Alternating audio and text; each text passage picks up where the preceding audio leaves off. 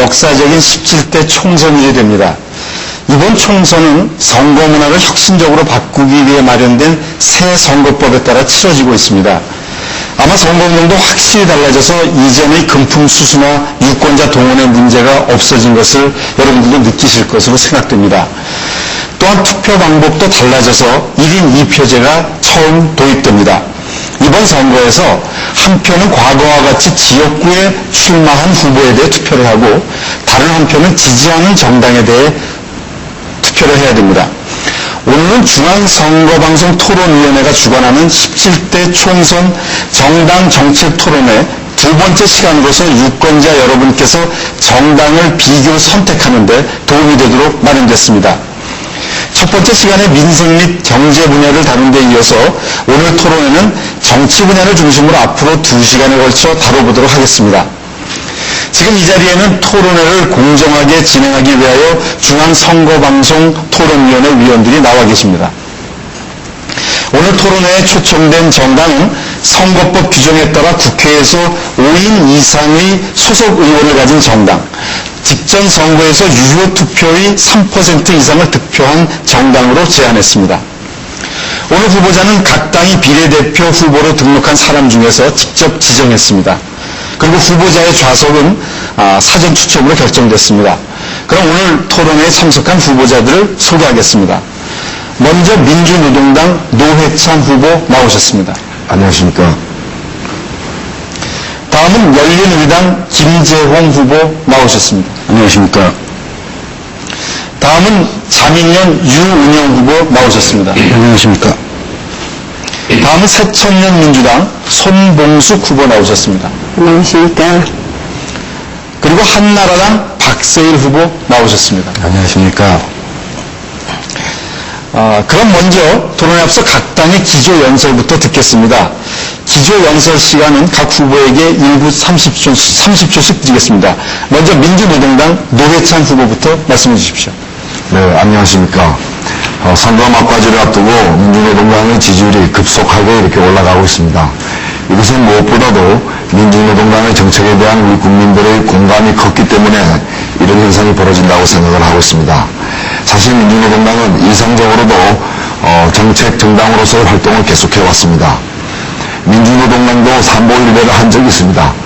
그러나 그것은 표를 얻기 위해서가 아니라 새만금 간척 사업을 그대로 해서는 안 된다는 생각에서 그렇게 했습니다. 민주노동당도 눈물을 흘린 적이 있습니다. 그러나 그것은 농약 먹고 자살한 그 농민들의 영정 앞에서 우리 농업이 이대로 죽을 수는 없다는 일념에서 농약 먹고 자살한 농민들 앞에서 눈물을 흘린 적이 있습니다. 그리고 민주노동당은 또 단식을 한 적이 있습니다. 그러나 그것은 의정부에서 여중생이 미군 장갑차에 압사한 그런 가슴 아픈 사건을 보면서 한미행정협정이 반드시 개정되어야 된다는 그런 요구를 내걸고 단식을 한 적이 있습니다. 민주노동당은 의석 하나 없는 정당이지만은 상가 임대차 보호법이라거나 이자자연법 같은 법들을 만들었습니다. 그러나 그러한 법들은 국회에 가서 많이 변질됐습니다. 왜냐하면 국회는 건물을 가진 사람들 그리고 이자놀이를 하는 그런 사람들을 대변하는 국회의원들이 많았기 때문입니다. 이제 정책정당이 바로 서려면 국회에서 의석도 많이 가져야 됩니다. 민주노동당, 유일한 정책정당 민주노동당을 국회에 많이 보내줄수록 우리 정치가 바뀌고 사회가 바뀌고 세상이 바뀌어집니다. 감사합니다. 네, 열린우리당 김재홍 후보 기조연설해 주십시오. 국민 여러분 안녕하십니까. 열린우리당은 정치개혁과 한반도 평화번영을 최우선 정책 목표로 창당되었습니다. 그렇게 해서 10년 안팎으로 우리나라가 세계 10대 선진국 G10 국가 대회에 들어가도록 하겠습니다. 첫째, 정치개혁의 목표는 부패 척결과 정쟁 없는 정당 정치로 이랑 국회상을 정립하도록 하겠습니다. 국민의 대표가 하는 국회를 제대로 세우기 위해서 국민 여러분들이 합리적이고 개혁적인 후보들을 뽑아주셔야 합니다. 기호 3번 열린우리당 후보들에게 표를 주십시오. 그래야만 다시는 탄핵이 제한되지 않고 부패를 청산하는데 국회가 힘을 받을 수가 있습니다. 열린우리당에게 힘을 모아주셔야 합니다. 한나라당이 부패가 어디 탄핵 이번 자택이 뿐이었겠습니까? 그 전에는 국세청을 동원한 세풍, 그 전에는 안중의 예산을 횡령한 안풍이 있었습니다. 이 점을 똑똑히 기억해 주셔야 합니다. 두 번째로 열린우리당은 한반도 평화를 바탕으로 또 21세기 동북아 시대를 주도할 프로젝트를 마련했습니다. 셋째로 열린우리당은 G10 프로젝트 10대 선거 진입을 구현하기 위해서 대적밸리를 과학기술 특구로 지정해 동북아의 연구개발 중심도시로 육성하겠습니다. 우리만이 가면 세계 1등의 원천기술 개발하도록 연구개발 투자를 집중하도록 하겠습니다. 국민 여러분 부디 열린우리당에 힘을 주셔서 다시는 우리 쿠데타가 일어나지 않도록 해주십시오. 감사합니다. 네. 자민련의 유은영 후보 기조연설해 주십시오. 국민 여러분 안녕하십니까. 경제가 매우 어렵고 살기 힘들 것입니다. 외교와 안보는 실종된 지 오래입니다. 사회적 갈등은 심상치 않습니다. 국정의 리더십은 이미 부재 상태인 지 오래입니다. 이 모두가 잘못된 정치 탓이라고 저는 생각합니다. 정치인의 한 사람으로 국민 여러분께 진심으로 사죄를 드립니다. 저희 자민련은 이 나라 유일한 정통 보수정당입니다.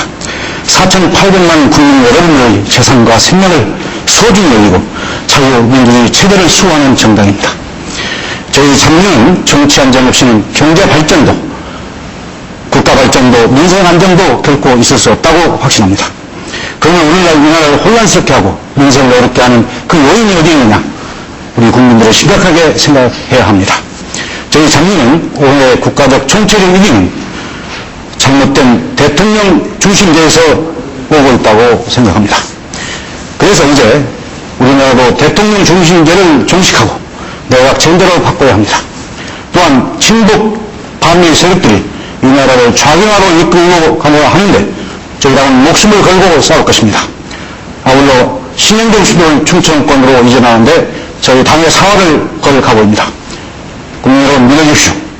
기호 4번 자민련을 선택해 주십시오. 결코 국민들을 실망시키지 않겠습니다. 고맙습니다. 네. 새천년 민주당 손봉숙 후보 기조연설해 주십시오. 네. 존경하는 국민 여러분, 열린우리당 정동영 의장이 선대위원장과 비례대표 후보를 사퇴했습니다. 민주당을 분당하고 나가더니 열린우리당은 또다시 분열을 요구하고 있습니다. 한 TV 토론에서 저는 열린우리당의 선대위원장에게 탄핵에 대한 헌재의 결정을 수용하겠는가를 직접 물은 적이 있습니다. 그는 헌재가 자신들의 입장과 다른 결정을 내리는 것은 상상할 수도 없다며 수용 의사가 없음을 시사했습니다. 국회의원은 법을 만드는 국민의 대표입니다. 국회 다수당이 되기 위해 국민을 끊임없이 선동하고 위협하며 법치주의를 부정하는 그들이 국회의 다수 의석을 점유한다면 우리 국가의 장래는 어떻게 되겠습니까?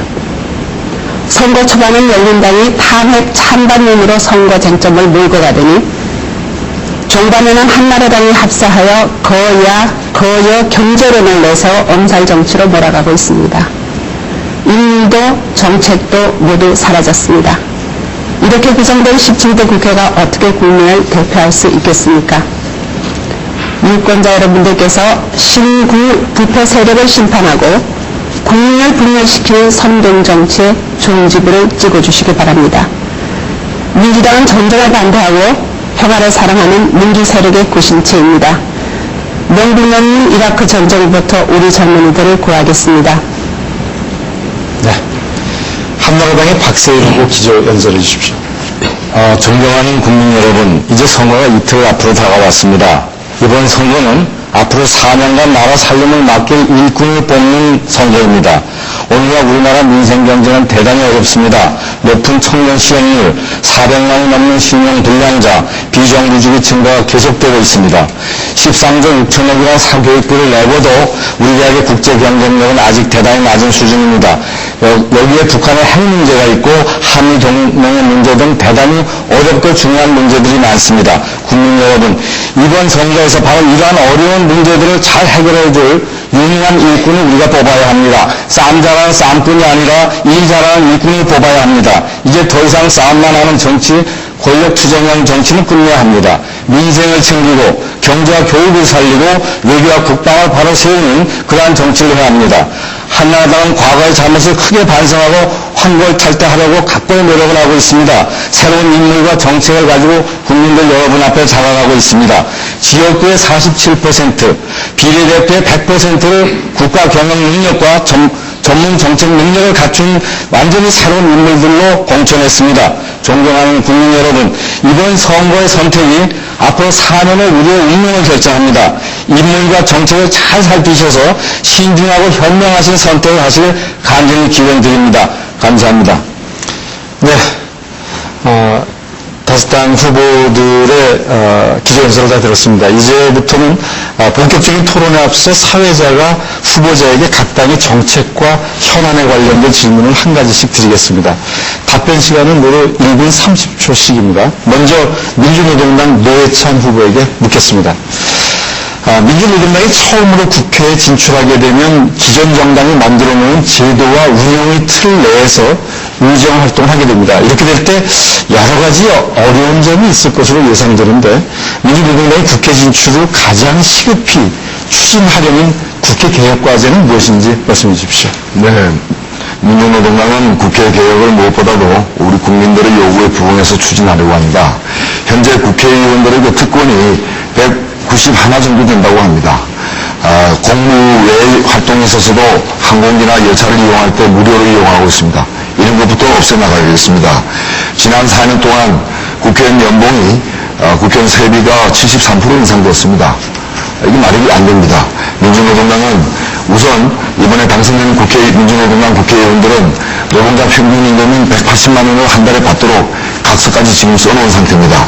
그래서 평균국회, 서민국회로 이번 국회를 갖다가 변화시키겠습니다. 그리고 민주노동당은 이제까지 국회의원들이 한 번 당선되면은 그만이라는 그런 의식을 부식시키는 데 노력하겠습니다. 사실 국회의원이 한 번 당선되면은 이제까지는 반품이 불가능합니다. AS도 불가능합니다. 리콜도 불가능합니다. 공소환제를 도입하겠습니다.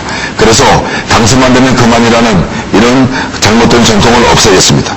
그리고 16대 국회에서 35명이 비리 혐의로 수사를 받았고 14건의 체포동의안이 부결되었습니다. 그래서 불체포 특권을 의정활동을 방해하는 목적이 아닌 경우에는 불체포 특권을 행사할 수 없도록 법 개정에 나서겠습니다.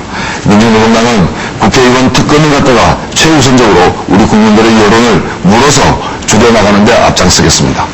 네, 다음은 열린우리당 김재홍 후보께 묻겠습니다. 열린우리당이 개혁적인 성향에 대해 지지하는 사람들도 있지만 참여정부가 추진하는 개혁 추진의 방법론에 대해서 우려를 표명하는 지적도 있습니다. 국민들이 신뢰하고 지지할 수 있는 개혁 추진 방법론을 과연 17대 국회에서 어떻게 만들 수 있는지 말씀해 주십시오. 예를 들어서 야당이 반대하는 개혁안이 있다면 어떻게 추진할 것인지 말씀해 주시기 바랍니다. 개혁을 추진하기 위한 가장 현실적이고 법적이고 지향적인 방법은 역시 국회에서 개혁 입법을 하는 것입니다.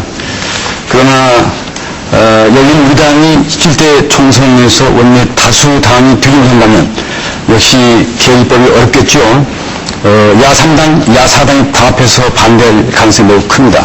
그럴 경우에 역시 대의제의 문제점이 드러나는 거 아니겠습니까?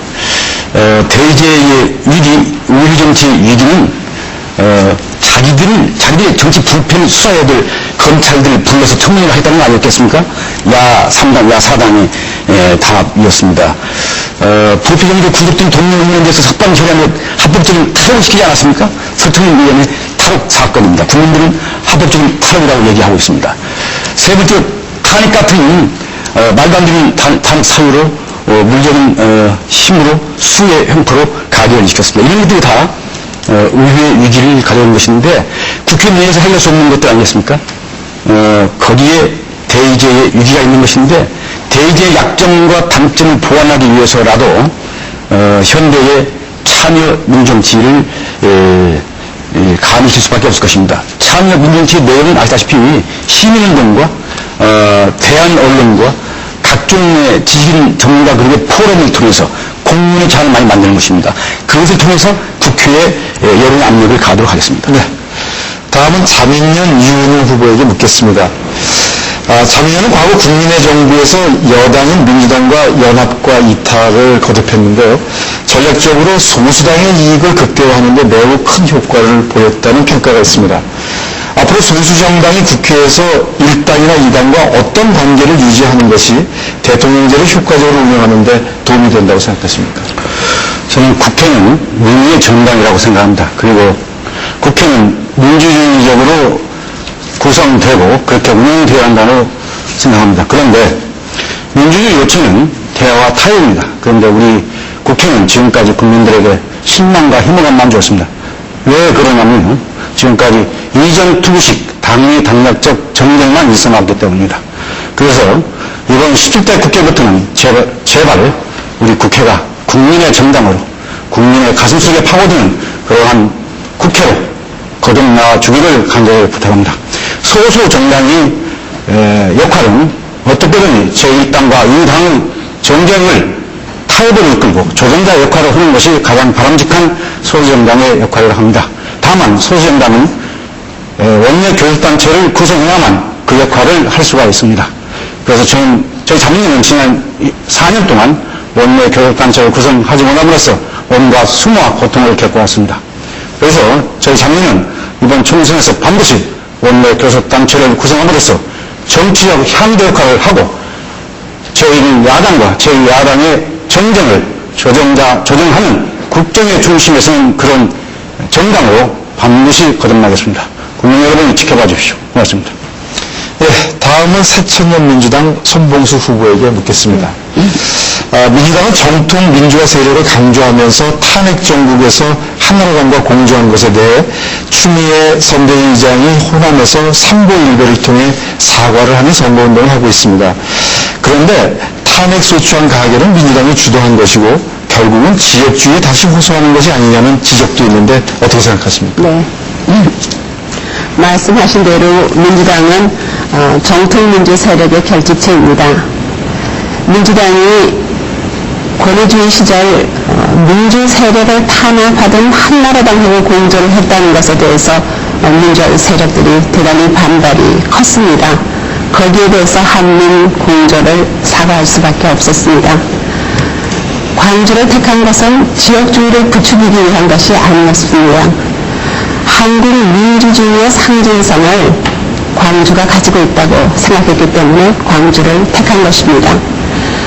사실 이번 총선에서 지역주의보다 더 심각한 것이 있습니다. 이번 총선을 탄핵 찬반론으로 몰고가면서 인물도 정책도 모두 사라지게 만들었습니다. 지역에 따라서 혹은 계층에 따라서 무증오 투표를 하게 만드는 이것이 지역주의보다도 훨씬 더 심각하다고 생각합니다. 네. 다음은 한나라당 박세일 후보에게 묻겠습니다. 한나라당은 탄핵 정국 이후 새롭게 태어난다는 자세로 박근혜 대표가 취임하면서 new 한나라당이 기치를 내걸고 있는데요. 일부에서는 소위 5.60 출신 후보자들이 아직도 남아있어서 새로운 정체성을 받아들이기 어렵다는 지적도 있습니다. 혹시 총선이 끝난 다음 new 한나라당의 정체성은 어떤 방향으로 정립이 될 것인지 말씀해 주십시오. 예. 지금 한나라당은 완전히 황골 탈퇴하고 있는 중이다 이렇게 말씀드릴 수 있겠습니다. 제일 먼저 강조하고 싶은 것은 이제 깨끗한 정당으로 거듭나는 노력입니다. 그동안 한나라당이 기득권 구조에 안주하고 부패 구조와 연루됐던 부분이 있습니다. 그거를 이번 기회에 완전히 청산하려고 하는 피눈물 나는 노력을 하고 있다 하는 걸 우선 말씀드리겠습니다. 그래서 제일 중요한 것은 어떻게 해서든 간에 이번에 깨끗한 정당으로 거듭나겠다 하는 겁니다. 그래서 당원 당규도 바꿔가지고 부패 정치인이 당내에서 방류될 때는 출당 등 최중징계를 하도록 하는 것을 안에 당원 당규에 이미 박아넣었습니다.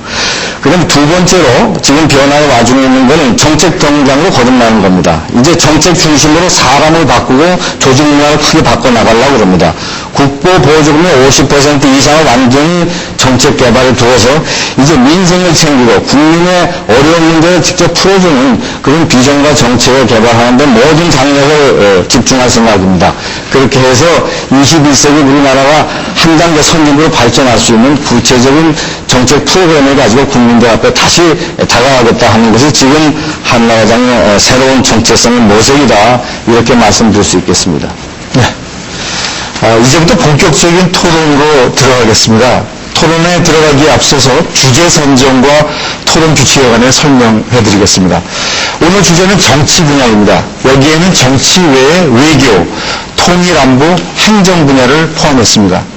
개별 토론 주제는 중앙선거방송토론위원회가 여러 전문가 단체와 인터넷 등을 통해 수집한 자료를 바탕으로 월드 리서치와 공동으로 실시한 여론조사와 정당의 의견 반영을 거쳐 우선순위를 매겨서 선정했습니다. 다음은 토론 규칙입니다. 토론의 공정성을 기하기 위해 발언 시간을 엄격하게 제한하겠습니다. 발언 시간을 지키기 위해 종료 시각 10초 전에 예고 표시를 하며 발언 종료 시각이 되면 마이크를 끄도록 하겠습니다. 토론 진행에 있어 후보자는 국민 간의 갈등과 정치 불신을 야기할 수 있는 허위사실 공표, 비방 등 법에 위반되는 내용의 발언은 삼가시기 바랍니다. 그 후보자 간 토론의 첫 순서로 후보자 간 3자 토론이 있겠습니다. 토론할 상대 정당은 추첨으로 정했으며 주제는 각 당이 선택했습니다. 먼저 새천년 민주당부터 시작하겠습니다. 토론할 정당은 열린우리당과 민주노동당으로 결정됐습니다.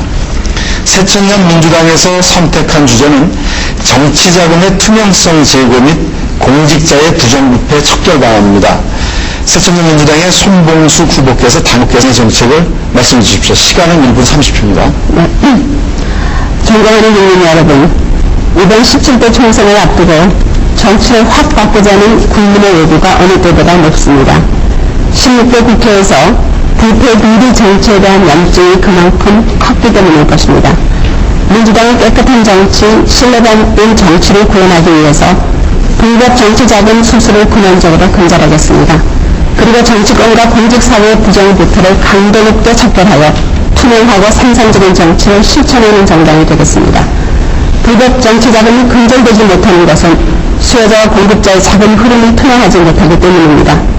또한 부패 척결에 대한 정치권의 근절 노력과 의지가 미흡하기 때문입니다. 부당한 권력의 비호를 받고 있기 때문이기도 합니다. 정치권과 공직사회의 부정부패를 척결하기 위해서 민주당은 다음과 같이 구체적인 정책대안을 제시합니다. 첫째, 국회의원의 정치자금에 대해 분기별로 외부 감사기관을 통해서 해결감사를 실시하겠습니다. 국회의원의 면책특권과 불체포특권을 제한하겠습니다. 개인 및 정당의 불법 정치자금 국고환수 특별법을 제정하겠습니다. 돈세탁방지법 등 금융관리법을 강화하겠습니다. 공직자의 부정부패에 대해 상한법권을 엄격히 제한하겠습니다. 선출직 공무원의 재임 중 비리에 대한 처벌을 강화하고 공무 담임권을 제한하겠습니다. 이런 정책으로 민주당은 깨끗한 정치 시대를 활짝 열겠습니다. 네, 손 후보의 주장에 대해서 반론은 각각 1분씩입니다. 먼저 열린우리당의 김재용 후보 반론해 주십시오. 네. 민주당이 언제 국고환수특별법, 부패 자금의 국고환수특별법을 생각했는지 모르겠습니다만, 저희 열린우리당이 처음으로 불법정치자금 국고환수특별법을 공약했습니다. 고위공직자 비리 조사처 신설도 공약했습니다. 또 국회의원들이, 정치인들이 1심에서 비리로 유죄 판결을 받을 때에 즉시 직무 정지를 하도록 하는 특별법을 마련하도록 하겠습니다. 또 고위공직자의 재산 백지 신탁제에도 저희 열린우리당의 공약사항입니다. 민주당의 이 부패 척결에 대한 공약을 보니까 좀 부족한 점이 많은데요. 예를 들면 공직자 재산 등록과 공개제도 투명성을 제고하는 방안에 대해서 언급이 없는데 재산 형성 과정에 관한 의혹, 그런 의혹을 받은 중요한 분들이 주요 정당의 지도자로 등장한다든가 하는 데 대한 방지 방안이 있으면 좀 밝혀주십시오. 네, 민주노동의 노회찬 후보 반론해 주십시오. 네, 반론이 아니고 질문인데요. 민주당의 국고환수특별법, 불법 정치자금 국고환수특별법은 애초에 백덕원내리는 없던 것입니다. 그래서 열린우리당이 먼저 발표한 걸 좀 뺏긴 그런 의혹이 있는데요. 근데 사실은 이 법은 열린우리당하고 한나라당에게 적용하려고 만든 법이기 때문에 공약 먼저 만든 게 자랑일 것 같지는 않습니다. 제가 질문드리고 싶은 것은 이 법이 지금 민주당이 발표한 바에 따르면 내용이 없어요. 제목만 나와 있습니다. 그래서 그 내용을 알 길이 없는데, 예컨대 지금 한나라당과 노무현 대통령 후보 측에 들어간 800억 원의 불법 대선 자금을 이법에 의해서 혹은 제16대 불법 대선 자금 전액 국고 환수 및 재발 방지법을 만들어서라도 환수할 생각은 있으신지 이것을 질문드리고 싶습니다. 네, 반론에 대한 답변은 1분 30초간 드리겠습니다. 손 후보 답변해 주시죠. 먼저 열린우리당의 질문에 대한 대답을 하겠습니다. 열린우리당은 고위공직자 비리 수사를 위해서 고위공직자 비리 조사처를 설치하고 또 정치적 사건에 대해서 특별검사제도 상서가 또 1심에서 유죄 판결을 선고받은 정치인의 직무 관련 권한 행사를 확정 판결시까지 정지한다는 내용이 있었는데요.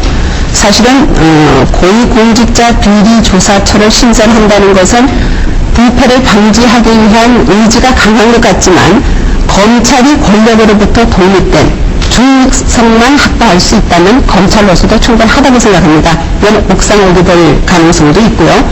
또 1심에서 유죄 판결을 받았는데 직무 정지를 하면 무죄 추정의 원칙에 반한다고 생각을 합니다.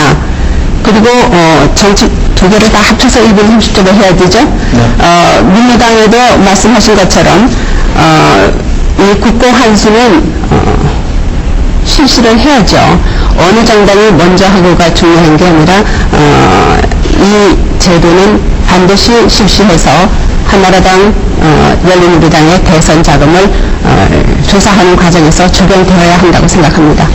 네, 이제 제 발로만 답변을 듣겠는데 각각 1분씩입니다. 먼저 열린우리당 김재용 후보. 네, 다른 하나도 더 질문하고 싶습니다. 국회의원들의 부패 방지 또 특권 제한을 위해서 국회 윤리위원회 활동이 좀 강화할 필요가 있다고 생각이 됩니다. 그래서 노무현 정부와 열린우리당의 중요한 정책 이념 중에 하나인 국민참여제를 국회 윤리위원회에 도입하고자 합니다. 예를 들면 외부의 전문가들도 좋고요, 시민단체도 좋고 국회 윤리위원회에 의원뿐만이 아니고 외부에서 참여해서 국회의원들의 윤리 문제를 논의하고 결정할 수 있게 하는 방향을 저희는 공약했습니다. 여기에 대해서 민주당의 의견이 어떠신지를 좀 밝혀주십시오. 네, 지금도 국회에 윤리위원회가 있습니다. 윤리위원회가 없어서가 아니라 외부에서 인사가 참여하지 않아서 이게 안 되는 것이 아닙니다. 저도 국회 윤리위원회 위원으로 공직자 윤리위원회 위원으로 활동한 적이 있는데요. 민주당에서는 국회의원의 정치 자금에 대해서 분기별로 외부 감사기관을 통해서 회계 감사를 시키고 또 면책 특권과 불체포 특권을 제한함으로써 국회의원들의 윤리성과 도덕성을 보강할 수 있도록 하는 제도를 제안을 하고 있습니다. 네, 민주노동당 노회찬 후보 재발로 하실 수 있습니다. 네, 불법 정치 자금을 쓰지 않겠다는 그런 의지는 강한 것 같습니다. 그러면 이제 정치에 돈이 드는데 어떤 돈을 쓸 것이냐가 이제 남는 문제일 것 같습니다. 현재 국고보조금은 사실상 공적 자금과 다름없는 성격의 돈인데 1년에 약 1,000억 이상씩 이렇게 국고보조금이 국민 세금으로 나가는데도 불구하고 그 국고보조금이 거대 정당들에서 독식되고 있습니다. 그래서 여기서도 마찬가지로 자력갱생의 능력과 의지가 있는 정당에게 국고보조금을 차등해서 지급하는 방법으로서 그 정당의 지지율과 그리고 진성당원들이 내는 소액 당비에 연동하는 매칭 펀드제를 도입할 의사는 없으신지, 그리고 만일 그러한 의사가 있다면은 당이 진성당원제가 되어야 되기 때문에 지금 한나라당, 열린우리당, 민주당 다 합해서 600만 명이나 되는 유권자 6명당 1명씩 되는 이 당원들을, 소비상 당원들을 다 해방시킬 용의는 없으신지 묻고 싶습니다. 네, 아마 민주노동당의 진성당원을 자랑하시고 싶으신 것 같습니다. 네, 기존의 정당들이 당비를 내지 않는 당원이 많은 것은 사실입니다. 그러나 국고보조금에 의존하는 것도 물론 한계가 있겠죠. 지금은 국고보조금과 각 당원이 내는 당비, 그리고 공식적으로 할 수 있는 후원회를 통해서 정치자금을 모금하고 있습니다. 그러나 매칭펀드 제도를 여러 번 논의를 했었습니다만 주저하는 이유는 이것이 잘못 가면 빈익빈 부익부의 결과를 가져올 수 있다는 것입니다. 민주당이 얼마나 진성당원을 통해서 정치자금을 모집하는지 몰라도 한나라당이나 집권 여당이 모으는 것만큼 절대로 못 모을 겁니다. 그러면 많이 모은 정당은 또 매칭펀드를 통해서 돈을 더 받고 적은 정당은 더 가난해지는 결과가 올 것을 우려하고 있습니다. 예, 다음은 열린우리당이 민주노동당, 한나라당과 토론하겠습니다. 열린우리당에서 선택한 주제는 선출직 공직자 대상 주민소환제, 주민투표제 도입 등에 관한 문제입니다. 먼저 열린우리당의 정책을 듣겠습니다. 1분 30초입니다. 열린우리당은 탄핵이라는 의회 쿠데타를 다시는 국민들이 볼 수 없도록 재발 방지하기 위해서 국민 소환제와 주민 소환제를 개헌입법하기로 했습니다. 선거 때만 투표하는 제도를 악용해서 한번 뽑히기만 하면 탄핵 같은 반국민적 정치 행태를 자행해도 국민들이 국회의원을 손댈 수가 없습니다. 그래서 선거 때는 존재하지 않았고 선거 당시에는 예상할 수 없었던 문제들이 불거질 때에 선출직 공직자, 대표적 국회의원들을 지역구 유권자, 지역구 주민들이 일정한 수의 발의와 동의에 의해서 소환할 수 있는, 해지시킬 수 있는 제도를 도입하고자 합니다. 그래서 이 국민 소환제와 함께 저희 열린우리당은 국회의원의 면책 특권, 또 불체포 특권, 또 석방 결의에 대한 제한을 두고 국회의원을 강화해 나갈 생각입니다. 이 선거 중간중간에 불거지는 문제에 대해서 아까 말씀드린 참여 민정치를 강화해야 할 것입니다. 그래서 공론의 장에서 선출직 공직자에 대한 평가와 여론을 만들고 그것을 정치권의 압력을 행사하고 국회에 전달하도록 한 게 참여 민정치의 내용입니다. 국민 소환제야말로 저들이 필요한 단계에 왔습니다. 민주노동당 노회찬 후보 반론해 주십시오. 네, 국민소환제를 도입하겠다는 약속에 대해서 정말 찬사를 보내고 싶습니다. 작년 10월에 민주노동당이 정치개혁 특위에 당시 현재 열린우리당 의원들도 다수 참석하고 있는 정치개혁 특위의 국민소환제 도입을 공식 제안했으나 당시에는 사실 거부해서 입법화되지 못했는데 뒤늦게 입법화되면 참 좋을 것 같습니다. 그렇다면 이런 국민소환제와 함께 다른 선진 제국에서 많이 이렇게 쓰고 있는 제도로서 국민발언제를 도입할 예산은 없으신지 묻고 싶습니다. 현재 지금 지방의회에는 이제 이 주민발언제가 있습니다. 민주노동당이 학교 급식 조례를 이러한 방식을 통해서 지금 제안을 했는데요. 그래서 의회에서 직접 챙기지 못하는 그런 법률안을 국민들이 직접 발언을 해서 일정한 요건을 갖춰서 그것을 제안할 수 있는 그러한 국민발언제 도입 의사가 없으신지 여쭙고 싶습니다.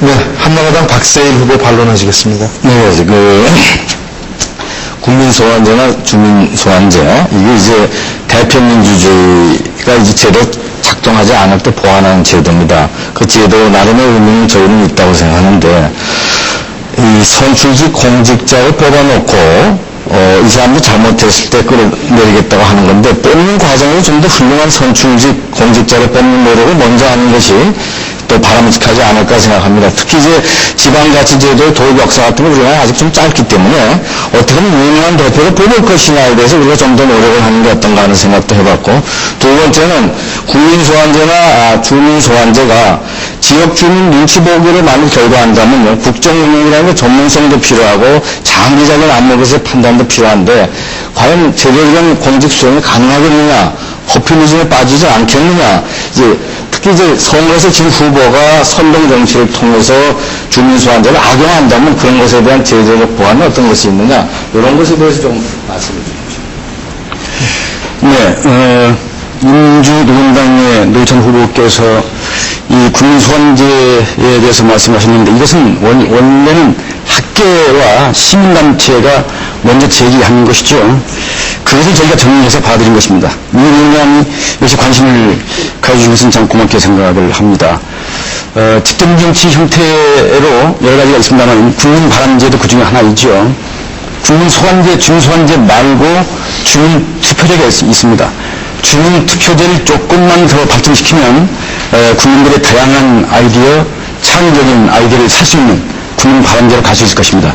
국민 바람제를 적극 검토해 나갈 생각이고요. 두 번째로 한나라당 박세일 후보가 말씀하신 선택을 잘하면 필요한다는 말씀에 대해서 아까 말씀드린 것처럼 선거 때에는 예상치 못했던 문제들이 불거지지 않습니까? 탄핵도 마찬가지입니다. 국회의원 뽑을 때는 전혀 예상치 않았던 문제입니다. 그런 문제에 대해서는 중간중간에 국민들이 도움에 의해서 선출직 공직자를 해결시킬 수 있는 제도가 지금 매우 불가피한 상황이라고 생각이 듭니다. 특히 탄핵 때문에 그렇고요. 민주주의 위기를 불러온 야상당의 여러 가지의 당업에 의한 잘못된 결정 때문에 국민들이 분노함에도 손댈 수 없는 이런 무슨 구조를 척파하게 될 것입니다. 물론 유권자들의 눈치 보기, 포퓰리즘, 이것은 너무도 작은 부작일 것이고요. 그 발의와 결정을 그 의결 정족수를 좀 어렵게 하면 될 것입니다. 한 10% 정도의 발의 정족수, 50% 이상의 의결 정족수를 두면은 남는 관계가 시간이 됐습니다. 이제 재발론과 답변을 듣겠습니다. 각각 1분씩입니다. 먼저 민주노동당 노회찬 후보 재발론 하시겠습니다. 네, 한나라당에서 바로 4년 전인 이맘때 제16대 국회 선거를 앞두고 공약으로 주민소환제를 발표한 바가 있습니다. 그리고 4월 11일 날 박근혜 한나라당 대표께서 기자회견을 통해서 국민소환제를 또 도입하겠다고 발표한 바 있습니다. 그런데도 오늘 박세일 후보께서 상당히 회의적인, 국민소환제의 회의적인 생각을 말씀하시는데 한나라당 이런 태도에서 어떻게 생각하시는지 묻고 싶고요. 두 번째는 이게 주민투표제가 올해 7월 30일부터 이제 시행된다고 발표가 된 바 있습니다. 그런데 열린우리당에서는 지난해 우리 국민적 큰 관심사가 되었던 부안 핵 폐기장 유치와 관련해서 이미 주민 73%가 참석하고 그중 92%가 찬성한 이러한 그 투표 결과를 법제적 이전이라도 이렇게 시급히 인정하고 핵 폐기장 방침을 폐기하는 것을 좀 천명할 의사는 없으신지 묻고 싶습니다. 네. 우선 한나라당의 박근혜 대표는 국민소환제에 대해서 긍정적이었는데 지금 거기서 나오신 박세일 후보가 좀 부정적입니다. 한나라당의 정체성 역시 좀 논란이 빚고 있죠. 박근혜 대표의 당이냐 560 세력의 당이냐. 물론 박근혜 대표도 30의 후예지만요. 560 흰금보 쿠데타 세력이 지금까지 역할을 해왔습니다. 그 전 군금보 5.16 쿠데타 세력의 후에 박근혜 대표가 새로 등장했거든요. 박근혜 대표가 얼마나 당을 장악해서 지금은 민주작전으로 스마일 작전으로 조금 개혁적으로 전환적으로 나가는 좀 보인다마는 과연 한나라당을 얼마나 정리해서 그 개혁정책을 실천할 수 있을지가 참 의문이고요. 부안 주민투표에 대해서는 아직 제도가 마련되기 전이기 때문에 지금은 발의가 좀 난점이 있는 것 같습니다. 시간이 됐습니다. 한나라당 박세일 후보 재발론 해주시겠습니다. 네, 제가 아까 주민소환제, 국민소환제 관련돼서 몇 가지 문제점을 제기한 거는 그 제도 자체를 반대해서가 아닙니다. 우리가 새로운 제도를 도입할 때는 그 제도의 순기능도 우리가 있기 때문에 도입합니다만 항상 새로운 제도 역기능이 생길 수 있으니까 그런 것에 적절한 보완을 하고 우리가 도입을 해야 되지 않겠나. 그래서 직접 민주주의가 도입될 때, 감정 민주주의가 도입돼서 생기는 문제를 풀기 위해서 직접 민주주의적인 요소를 도입할 때는 그것이 또 불러올 수 있는 새로운 또 문제점도 같이 미리 파악을 해서 그걸 보완하는 그런 노력을 하면서 받아들이는 것이 바람직하다 하는 뜻에서 제가 몇 가지 그냥 질문을 보완하기 위해서 말씀드린 겁니다. 특별히 저희가 반대하는 건 아니고 다만 이 내용을 좀 풍부하고 제대로 한국에서 작동할 수 있는 제도를 도입하려면 여러 가지를 동시에 생각해 보면서 우리가 도입해야 되겠다 하는 뜻이다. 이렇게 말씀드릴 수 있겠습니다. 네, 그러면 저희 열린우리당이 지금 초안으로 마련해 두고 있는 국민소환제를 좀 소개 말씀드리겠습니다. 우선 그 해당 유권자 주민들의 10% 이상의 동의를 발의 요건으로 삼고요. 과반수 50% 이상의 동의가 있을 때에 선출 공직자를 해제시킬 수 있도록 했습니다. 50% 이상의 동의라면 그게 쉽지 않을 것입니다. 예를 들면 국민투표를 생각해 보시죠. 국민투표는 정권을 잡은 세력, 현재 선출되어 있는 공직자에 대해서 이렇게 끌어내리는 그 결의를 하기가 매우 어려운 구조 아니겠습니까? 국민소환제의 주민투표도 마찬가지라고 생각이 들고요. 두 번째는 우리 국민의 의식 수준이 이제는 굉장히 향상됐죠. 그렇게 무슨 무분별한 국민 발의를 할 것으로 생각할 수 없고요. 굉장히 정치 문화가 성숙됐고 자제된 그런 문화를 축적했습니다. 안심해도 된다고 생각이 됩니다. 네. 다음은 자민련이 열린우리당 한나라당과 토론하겠습니다.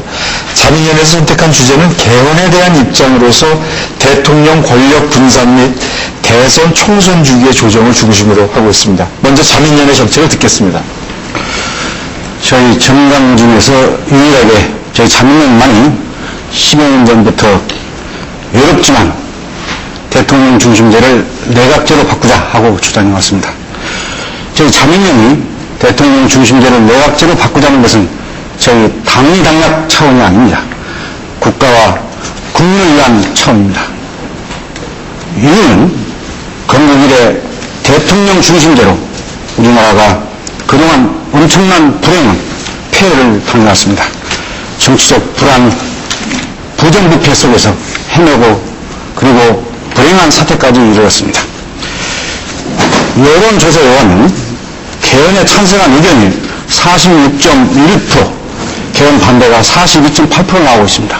개헌을 과반수가 찬성을 하고 있습니다. 그리고 개헌에 찬성하는 분들 중에 42.3%가 4년제 중임제를 선호하시고 계시고 내각 책임제와 분권형 대통령제를 선호하신 분이 45.9% 내각 책임제를 선호하고 있다는 여론이 나왔습니다.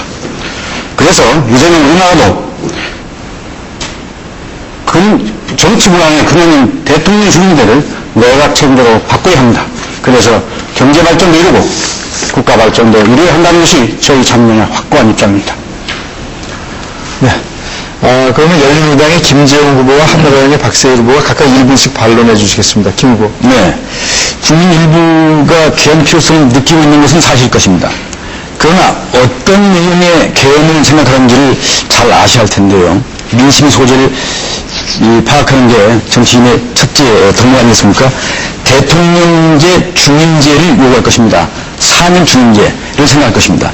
두 번째는 대통령 선거와 총선거를 동시기에 한 해에 실시할 수 있도록 하는 개헌을 지금 생각하는 게 국민 여론입니다. 그런데 지금 자민련이라는 개헌, 내각제 개헌이죠? 권력구조를 바꾸는 것이죠? 국민 여론에 반하는 것이죠? 그런 개헌 기도는 또다시 한나라당, 민주당, 자민련의 담합을 연상케 하고요. 그렇게 하면 가능할 것입니다. 지금 총선 영국에서 제2의 우리 쿠데타라는 음모라는 생각을 지을 수 없거든요. 거기에 대한 생각이 어떠신지. 16대 얼마 남지 않은데 지금 개헌을 하겠습니까? 네. 한나라당 박 후보. 일반적으로 이제 내각 책임제가 성공을 하려면 흔히들 지적하는 몇 가지 조건이 있는데, 첫째가 이제 공무원들의 정치적 중립성 부분이 상당히 성숙되고 안정되어야 되겠다. 그런 것이 있을 때 이제 내각 책임제가 성공한다든가, 또 국회의원의 국정 운영의 정책 전문성이 상당히 높아야지 이제 국회의원들이 장관으로 가니까 말이죠. 있어야 되지 않겠는가라든가 이런 얘기들 많이 합니다. 또 그 다음에 여러 가지로 강력한 변화와 개혁의 와중에 있는 데는 좀 더 강력한 리더십이 필요할 때는 내각 책임제가 도리어 이건 조화와 타협의 예술이지 어떤 국가를 어떤 방향으로 리드하고 개혁하고 하는 방향에서는 상대적으로 좀 효율성이 떨어진다고 하는 지적들이 있습니다. 그래서 그런 문제에 대해서 어떻게 생각하시는지 좀 여쭤보고 싶습니다. 먼저 열린우리당이 개혁하면서 개혁의 실체를 잘 모르고 있는 것은 안타깝습니다. 개혁이란 국민을 통합에 살고 정치 안정을 도모하면서 국가 발전을 하는 것입니다. 그런데 개혁은 제가 보기에는 정치 안정을 우선에 두어야 한다고 생각합니다. 그러기 위해서는 대통령 중심의 내각 책임제로 바꾸는 것만이 정치 안정과 국가 발전을 도모한다는 걸 확신하고요. 지금 대통령 선거와 국회의원 선거를 동시에 한다. 내각 책임제로 바꾸면 내각 책임제 하에서는 대통령을 국회에서 선출하기 때문에 그럴 필요가 없습니다. 선거를 2번 합니다. 돈이 엄청난 그런 선거 비용을 들고 지금 불법 대선 자금이나 이런 것이 참 대통령 중심제에서 선거에서 비롯되고 있답니다.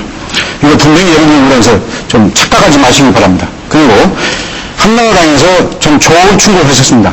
그러나 우리 지금 전 세계 OECD 국가, 소위 선진국이라는 24개 국가 중 무려 22개국이 내각 책임제를 지금 하고 있습니다.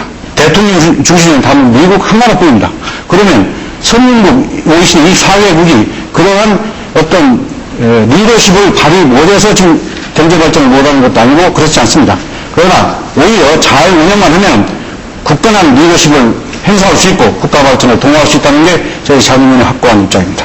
예, 이제 재발론과 답변의 시간입니다. 각각 1분씩 드리겠습니다. 먼저 열린민주당 김재원 후보 재발론. 네, 내각제를 참 줄기차게 주장해온 게 김용필 총재와 자민련의 입장인 줄 아는데요. 정치 안정이라고 말씀하셨습니다.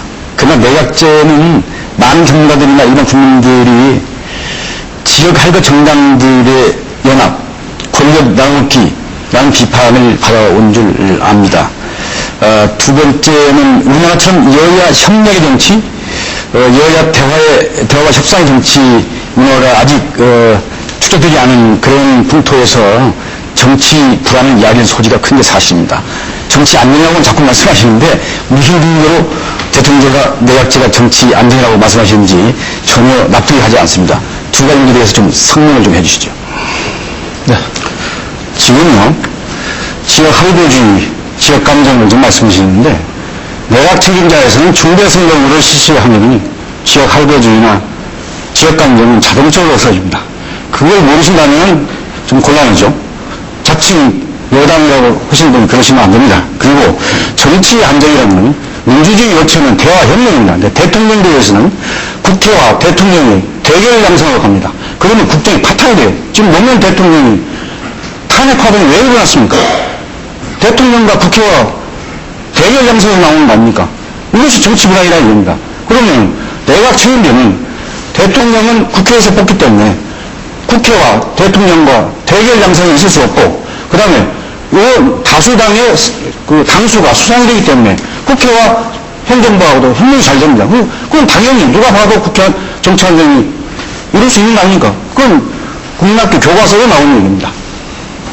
네, 한나라당 박세일 후보 재발론하시겠습니까? 이 대통령제나 내각 책임제냐 혹은 또 사면 중임제냐 이런 여러 가지 권력 구조에 관한 논의들이 전 우리나라에서 그냥 그 소수 정치 지도자들의 개인적 소신에서부터 이야기돼서는 곤란하다고 생각합니다. 이거는 국가의 기본 질서를 정하는 문제이기 때문에 좀 더 전문가들의 심층적인 연구와 분석들이 따라가야 되고 또 국민적 합의 형성 과정이 상당히 필요하다고 생각이 듭니다. 그래서 앞으로 이 문제에 대해서는 국회 차원에서 좀 더 그 전문적인 정치적 특별위원회 같은 걸 여야가 같이 만들어가지고 전문가들을 많이 참여시키고 외국의 제도에 대해서도 좀 더 심층적인 분석과 비교 연구를 하면서 또 국민적인 의견도 좀 더 수렴하면서 이런 과정을 좀 거쳐서 거기서 어떤 합의가 이루어질 적에 우리가 선택을 최종적으로 하는 그런 접근 방법이 상당히 바람직하지 않을까 이렇게 생각합니다. 저는요, 잠깐만요. 순서를 지켜서 잠깐만요. 발언권이 주어지지도 않은 상태에서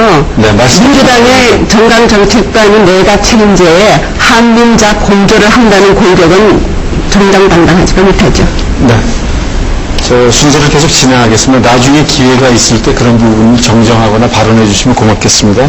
네, 장면의 유은영 후보 답변해 주십시오. 네, 한나라당 후보님의 충원을 감사합니다. 권력 구조 문제는 어떤 정파가 어떤 당락 차원에서 추진해서는 안 됩니다. 물론 국민적 합의에 의해서 이루어져야 합니다. 통치 구조는 우리나라의 존망에 해당되는 중차대한 문제입니다. 그렇기 때문에 저희 자민련이 대통령 중심제를 내각제로 바꾸자는 것도 국민적 합의를 이루어서 반드시 할 것입니다.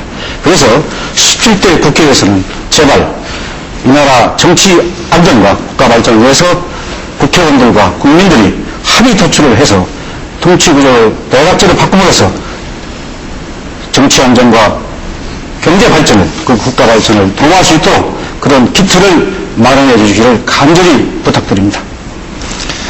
예, 진행 사항에 조금 이의가 있는 부분들에 대해서 나중에 1대1 토론이라든가 마무리 발언 때 말씀하실 수 있습니다. 그때 지적해 주시기 바랍니다.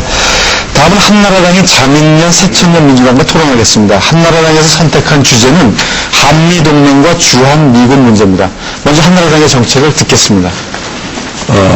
한나라당은 한미동맹을 공고화하는 것을 기본 축으로 해서 한반도에서 평화체제 구축에 공동대를 감당하는 것이 저희들 기본 입장입니다. 그 이유는 첫째로 지난 50년간의 한반도에서 전쟁 억제 주된 제도적 장치가 바로 한미동맹이라고 저희들은 보고 있습니다. 두 번째, 1963년 우리나라 1인당 GNP가 100불이었는데 우리 경제가 95년에 1만 불까지 아마 세계 어디에서도 볼 수 없는 고도 압축 성장이 가능했는데 그 가능했던 기초가 바로 한미 동맹에 기초한 안정된 안보 환경이었다고 봅니다. 그렇지 않았으면 내국인의 투자든 외국인의 투자든 그 자체가 불가능했다고 봅니다. 셋째로 우리나라 국방비는 지금 GDP의 약 2.7%인데 이건 세계 여러 평화국가들의 국방비 평균치인 3.5%보다 대단히 낮은 수준입니다. 그 주된 이유는 한반도 방어 상당 부분을 주한미군이 함께 담당하고 있기 때문입니다. 지구 최후의 냉전 지대를 비록 적은 비용으로 안전하게 유지할 수 있는 한미 동맹이라고 저희들은 보고 있습니다. 네 번째로 세계화 시대의 국방 개념은 자주 국방이 아니라 공동 안보다 이렇게 볼 수 있습니다. 세계 최강은 미국의 경우도 동맹국의 협조 없이 자국 안보가 어려운 그런 때입니다. 독일과 일본이 미국과 동맹을 강화한다고 해서 자주 국방을 못한다고 아무도 비판하지 않습니다. 이런 네 가지 이유로 저희들은 한미 동맹을 기본 축으로 해서 한반도에 시간이 됐습니다. 구축을 해야 한다고 생각합니다. 네, 이제 자민련의 이용우 후보, 민주당의 손범수 후보가 각각 1분씩 반론하시겠습니다. 지금 우리나라가 1980년대부터 일기 시작한 우리 국민들의 반미 정서와 최근 여중생 사망 사건을 계기로 주한미군 철수 주장까지 변질되어 가고 있어서 아주 한미 동맹 관계의 갈등 요인이 되고 있습니다. 대통령 정부에 들어서 갈등이 더욱 심화되고 있다는 것이 일반 국민들의 시각이고요. 더 우려스러운 것은 친북 반미 세력들이 이를 부추기고 있다는 것입니다. 이 같은 양국 간의 갈등이 주한미군 철수로 이어지면서 어떤 주한미군에 대한 어떤 입장을 전시 능력을 상실하는 그런 문제가 야기되고 있습니다. 그래서 한나라당은 주한미군 철수에 대한 어떤 입장을 견지하고 있는지 묻고 싶고요. 전시 동원 능력을 포함한 주한미군의 가치가 약 1,100억 달러에 해당합니다. 그럼 우리 정부가 자주 국방을 할 능력이 있다고 보십니까? 네, 민주당의 손범수 후보 반론해 주십시오. 네. 우리나라의 경제 성장을 한미 동맹으로 인한 안보 환경에서 찾는 데는 굉장히 무리가 있다고 생각합니다. 어느 정도 인정하지만 그것에 너무 큰 비중을 두는 게 아닌가 그렇게 생각을 하고요. 국방비가 GDP의 2.7%가 판교에서 낮다고 그러는데 사실 낮은 것이 아니라 저는 현재도 국방비가 상당히 많다고 생각합니다. 우리 국가 예산으로 보면은 30%가 넘는 국방비가 소요되고 있지 않습니까? 차라리 이 국방비를 좀 줄이고 이것을 사회복지 분야의 예산으로 돌리는 것이 더 좋다고 생각하는데 어떻게 생각하시는지 말씀해 주시기 바랍니다. 네, 한나라당 박세일 후보 1분 30초간 답변해 주십시오.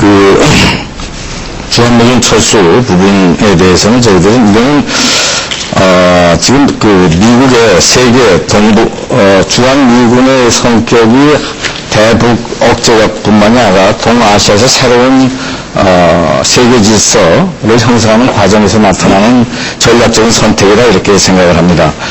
자주국방 부분에 대해서는 아까도 제가 말씀드렸습니다만은 사실은 세계화 시대 때 자주국방이라는 말이 성립하기가 좀 어렵습니다. 이제는 공동 안보, 다자간 안보 체제를 어떻게 효과적으로 구축을 해서 우리가 안보 문제를 풀 것이냐 하는 식으로 접근하는 것이 바람직하다고 생각합니다. 국방비를 낮추는 부분인데요. 사실은 우리나라 국방비가 세계 다른 나라에 비교해서는 그렇게 높지가 않는 건 사실입니다. 사실로서 대만의 경우는 예컨대 GDP의 9%입니다. 이스라엘은 11%까지 갑니다. 아주 분쟁이 가까이 있는 나라의 경우는 그렇습니다만은 여하튼 국방비를 낮추는 건 대단히 바람직한데 이건 사실은 남과 북이 상호 군축을 통해서 우리가 줄여나가는 것이 저는 상당히 필요하다고 생각하는데 상호 군축을 줄여나가기로 합의해 놓고도 아직 지금 이행이 되지 않는 것이 지금 문제가 이렇게 생각이 들고 서로 그거를 줄여나갈 수만 있다면은 우리 남쪽에서는 복지비를 증가시킬 수도 있고 북에서는 경제발전을 위해서 좀 더 많은 자원을 쓸 수도 있고 대단히 바람직한데 상호 군축이 지금 뜻대로 진행되고 안 되고 있는 것이 불행하다 이렇게 보고 있습니다. 이제 재발론과 답변 시간입니다. 각각 1분씩 드리겠습니다. 먼저 자민련 유은영 후보 재발론해 주십시오. 며칠 전 북한은 국민연합의 이번 총선에서 보수 세력들에게 투표하지 말고 진보 좌파 세력들에게 투표를 하라 이렇게 국민연합의 선동하고 사회 갈등을 부추기고 있습니다. 그리고 현 정부와 열린민주당은 친북 반미 성향을 가진 사람들이 포진하고 있어서 한미 관계의 갈등을 조장하고 있다 이런 지적도 있습니다. 그래서 또한 친북 반미 세력들이 대한민국을 좌경화로 끌고 가는 데 대해서 국민들이 불안해하고 있는 것도 현실입니다. 한나라당은 친북 반미 세력들이 이 나라를 좌경화로 이끌고 있는 데 대한 대책과 그 방안이 있으시면 자세히 설명해 주시기 바랍니다. 네, 박 후보. 한나라당 박 후보 답변해 주십시오. 대단히 어려운 문제입니다. 그리고 이 문제는 상당히 복합적으로 접근해야 될 문제라고 생각합니다. 우리 사회가 이제 다양화된 사회이기 때문에 우리 사회 이제 일각에서 이런 생각을 하는 분들이 있을 수 있겠습니다만은 이 부분은 상당히 여러 가지 정책을 복합적으로 써야지 풀 수 있는 문제가 아닌가 저는 그렇게 생각하고 과거 냉전식 시대의 접근 방법으로는 풀리지 않을 것이다. 그래서 이제 훨씬 다양한 사회, 복합 사회에 걸맞는 방법으로 이 문제를 풀어가는 것이 바람직하다 저는 그렇게 생각합니다. 네, 민주당의 손봉수 후보 재발론 하시겠습니다. 네, 한미 동맹 관계에서 북한의 핵 문제 해결이 가장 중요한 핵심 과제의 하나라고 생각하는데요. 근본적으로 북한 핵 문제는 군사적, 기술적 문제라기보다는 정치적, 외교적 문제로 접근해야 하는 게 아닌가 그런 생각도 합니다. 그래야 타협이 가능하지 않을까. 이런 측면에서 미국이 주장하고 또 한국 정부가 동조하고 있는 CBID가 오히려 문제 해결을 어렵게 만드는 게 아닌가 그렇게 생각하는데 거기에 대해서 어떻게 생각하시는지 의견을 말씀해 주시기 바랍니다. 저는 그 부분은 북한의 핵 문제에 관해서는 확실하게 이 폐기를 전제로 하고 재개발이 가능하지 않도록 만드는 것을 전제로 해서 그 다음에 남북관계에 좀 더 긴밀한 협조와 협력 이런 식으로 접근하는 것이 바람직하다고 생각합니다. 네. 다음은 민주노동당의 새천년 민주당 자민련과 토론하겠습니다. 민주노동당에서 선택한 주제는 이라크 사태와 테러리즘에 대한 대응 방안입니다. 먼저 민주노동당의 정책을 듣겠습니다. 네, 이라크 전쟁은 잘못된 전쟁입니다. 미국이 이라크를 침공한 이후 1년이 지났습니다만은 침공의 명분이 되었던 대량 살상 무기는 아직도 미국이 찾아내지 못하고 있습니다. 따라서 이것은 미국의 일방적인 침략 전쟁이다 이렇게 국제적으로 규정이 되고 있습니다. 다음으로 한국군이 갖다가 파병하는 것과 관련해서 결정 과정의 문제가 심각합니다. 노무현 대통령은 지난 10월 18일 이라크 파병과 관련해서 파병 병력의 성격이나 규모, 시기, 방식 이런 것에 대해서 민의를 수렴하겠다고 얘기한 바가 있습니다. 그러나 그 이후에 어떠한 민의 수렴 절차를 거치지 않고 일방적으로 국회에서 처리를 갖다가 했습니다. 노무현 대통령이 얘기한 바와 같이 이라크 파병은 대한민국의 국익과 아무 관계가 없습니다. 경제적 이득도 없고 정치적 이득도 없습니다. 오히려 파병 비용으로 1년간에 2천억씩 우리가 부담을 해야 됩니다. 또 미국은 현재 우리 한국이 이라크로부터 받아내야 될 300억의 채무에 대해서 미국은 포기할 것을 지금 강요하고 있습니다. 따라서 이러한 잘못된 전쟁, 이러한 잘못된 전쟁에 아까운 우리의 젊은이들을 사지로 몰아넣는 그런 활동을 해서는 안 됩니다. 민주노동당 이 자리를 빌어서 이라크 파병 철회를 결정한 스페인 사회노동당 정부의 결정을 적극 지지하면서 이라크 파병 철회 동의안을 제17대 국회에 제출할 것입니다. 네. 민주당의 손봉수 후보, 자민련의 유은영 후보 각각 1분씩 발언하시겠습니다. 네. 이라크 파병에 대한 안에서는 민주노동당과 대체적으로 같은 의견을 가지고 있습니다. 민주당은 파병에 반대를 했고 또 현재와 같이 이라크가 제2전쟁 상태로 치닫고 있어서 파병은 재검토돼야 된다는 입장입니다. 그런데 17대 국회에서 민주당도 파병안을 재검토하겠습니다만 평화유지군을 보내는 것에 대해서는 민주당은 찬성을 하고 있습니다. 무조건 파병 반대가 아니라 UN 기치하에 평화유지군으로 우리가 가서 이라크의 민주주의를 되살리고 인권을 보살필 수 있는 것이라면 파병이 오히려 바람직하지 않는가. 평화 활동을 위한 평화유지군의 파병은 찬성하는데 어떻게 생각하십니까? 네, 전민주 후보. 한국의 친북 반미 세력들이 이라크 파병 반대에 편성해서 반미운동을 전개하고 있는 것이 현실입니다. 그들은 북한의 서해도발 만행에 대해서 희생당한 우리 국군들을 위해서는 한 번도 촛불 추모 집회 같은 걸 열지 않았습니다. 나아가서 북한 해군의 무장 도발이 불합리한 북방 한계선 때문이라고 북측을 오히려 옹호하고 있습니다. 그런데 그들이 진정 평화주의자라면 이라크 전쟁뿐만 아니라 북한의 6.25 남침과 최근 여러 건의 북한의 무력 도발, 북한의 핵 문제, 인권 문제를 규탄해야 마땅합니다. 그런데 친북 반미 세력들은 또 민주노동 역시 한 번도 이런 것을 규탄하거나 추모를 해본 적이 없다고 저는 생각하는데 이에 대해서 어떻게 생각하며 민주노동당은 지금이라도 반성을 하고 북한의 만행, 북한 핵개발, 북한의 인권에 대해서 규탄대회를 지어갔는지 말씀해 주십시오. 네, 답변 드리겠습니다. 평화유지군을 보낸 데 동의하느냐 질문을 하셨는데요. 사실 이 문제도 가급적이면 그 나라 민족의 문제는 그 나라에서 결정하는 게 바람직하다고 생각됩니다. 1945년 8월 15일 해방이 되었을 때 우리나라에 소련군이 들어오고 미군이 들어왔습니다. 그 양 군대는 당시로서는 일종의 평화유지군으로 해방군으로 들어왔습니다. 그러나 그 두 군대가 우리나라에 진주하면서 그 결과 우리나라가 지금 어떻게 됐습니까? 분단이 되어 있습니다. 지금 이라크의 평화를 위해서 가장 시급한 것은 평화 유지를 위해서 군대를 보내는 것이 아니라 평화 유지를 위해서 미군이 철수해야 되는 것입니다. 민주노동당이 이번 제17대 국회에 들어가게 되면은 17대 국회에서 이라크에서 미군이 철수하도록 촉구하는 결의안을 상정할 예정입니다. 그리고 지금 자민위원회에서 질문하신 대로 답변을 드리겠습니다. 바로 어저께 YMCA에서 각 당의 이번 17대 총선 공약에 대해서 면밀히 평가한 평가 내용을 발표를 했습니다.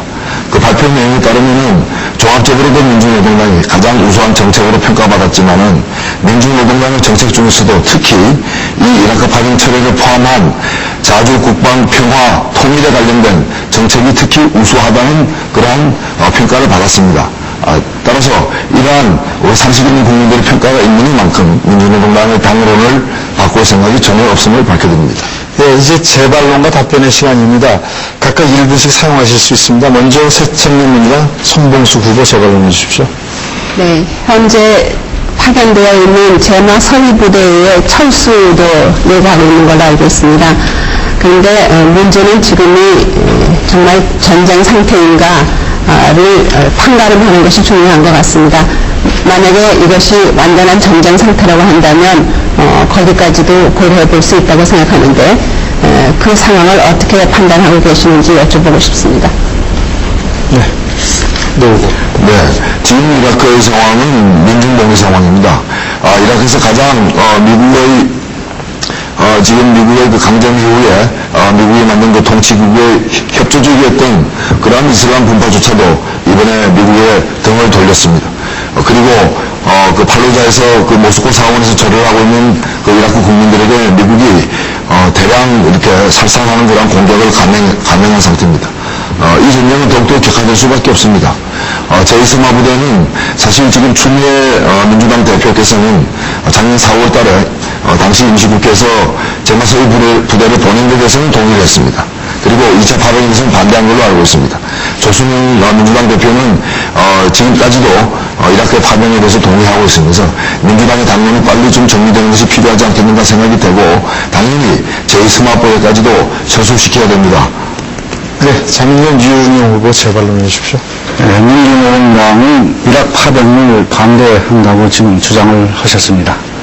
이락 파병 문제는 하나의 국회적 약속이고 우리 국회에 통과했고 정부가 결정한 국민적 합의에서 이루어진 겁니다. 물론 지금 이락 사태가 악화되고 우리나라 국민 어느 누구도 정당 어느 정당도 우리 장병들의 희생을 원하는 사람은 아무도 없습니다. 네, 이락 파병 장병들은 제가 알기로는 차출이 아니고 지원병으로 알고 있습니다. 제가 알기로는 약 5대1의 경쟁을 가지고 지원한 걸로 알고 있습니다. 그러나 지금 만일 이락 파병을 일본화 철회한다면 국제적 약속에 대한 신뢰도가 떨어지고 또 신뢰도 상실에 따라서 엄청난 국익이 손상이 올 걸로 생각합니다. 이에 대한 대책을 말씀해 주시기 바랍니다. 네. 이라크 파병 동의안이 국회에서 통과된 건 사실입니다. 그렇다고 해서 이것을 국민적 합의라고 말씀하신다면 최근 3월 12일 날 국회에서 통과된 탄핵 소추안도 국회에서 통과되기 때문에 국민적 합의라고 주장하는 것과 다름없다고 보입니다. 국제적 합의라고 말씀하셨는데 미국이 국제입니까? 미국이 국제사회 전부라고 생각지는 않습니다. 이 약속은 부시 정부와 한 약속입니다. 부시 정부 임기가 다 끝나갑니다. 미국이 이번 겨울에 미국의 대통령 선거에서 만일 민주당이 집권을 할 경우에 미국은 철수할 가능성이 높습니다. 그렇게 될 때 자민련은 미국이 철수하더라도 한국이 단독으로 파병해야 된다고 주장하시는지 의문이고요. 마지막으로 지금 5대1의 경쟁률이 높게 많은 우리 청년들이 지원한다고 하는데 이 점 대단히 안타깝게 생각이 됩니다. 얼마나 이제까지 정치를 잘못했으면 우리의 청년들이 먹고 살 방법이 없어가지고 이 전쟁터로 나가려고 5대1씩이나 지원하겠습니까? 반성해야 됩니다. 정말입니다. 네, 지금까지 3당의 후보가 한 가지 정책을 놓고 토론을 벌였습니다. 역시 정치 외교 현안에 대해서는 각 당의 입장 차이가 이제 뚜렷이 나타납니다.